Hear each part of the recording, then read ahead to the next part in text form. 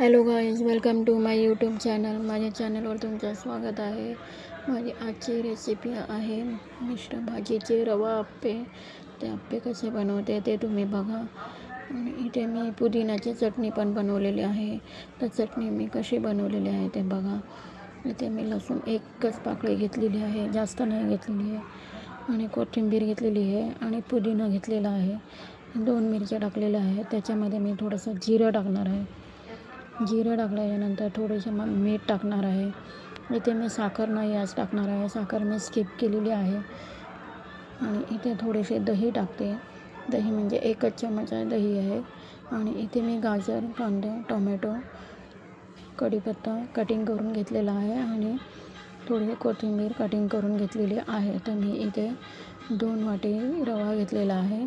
आणि इथे 2 वाटी रव्यासाठी 1 वाटी दही घेतलेला आहे, कारण जास्त आंबट नको म्हणून मी 1च वाटी घेतलेला आहे दही. आणि इथे मी हे रवा आणि दहीचं मिश्रण एकजीव करून घेते. त्याच्यानंतर मी थोडंसं 2 कांदे घेतलेले होते, ते कांदे त्याच्यामध्ये बारीक करून चिरलेले आहेत, त्याच्यामध्ये टाकते. थोडंसं टोमॅटो आणि गाजर किसून घेतलेलं होतं. इथे काळी मिरच पावडर आहे.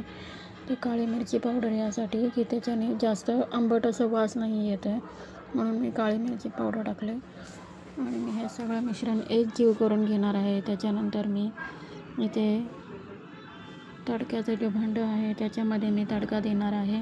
त्यामध्ये थोडंसं मी तेल टाकलेलं आहे. कढीपत्ता, मोहरी, जिरं हे टाकलेलं आहे. आणि मिरची नाही टाकले, कारण मिरची माझ्या मुलीसाठी नाही टाकलेली आहे. तिला तिखट लागेल म्हणून मी नाही टाकत आहे मिरची. त्यानंतर मी हे ह्याच्यामध्ये मिक्स केलेलं आहे. इथे मी वरून कोथिंबीर सर्व केलेली आहे. तर माझं मिश्रण तयार झालेलं आहे. आता मी इथे आप्पे बनवण्यासाठी प्रथम गॅस ऑन करून त्याच्यावर आप्याचं पात्र ठेवणार आहे. नंतर मी ब्रशने सगळीकडे तेल लावून घेणार आहे. तेल लावून घेतल्याच्यानंतर एक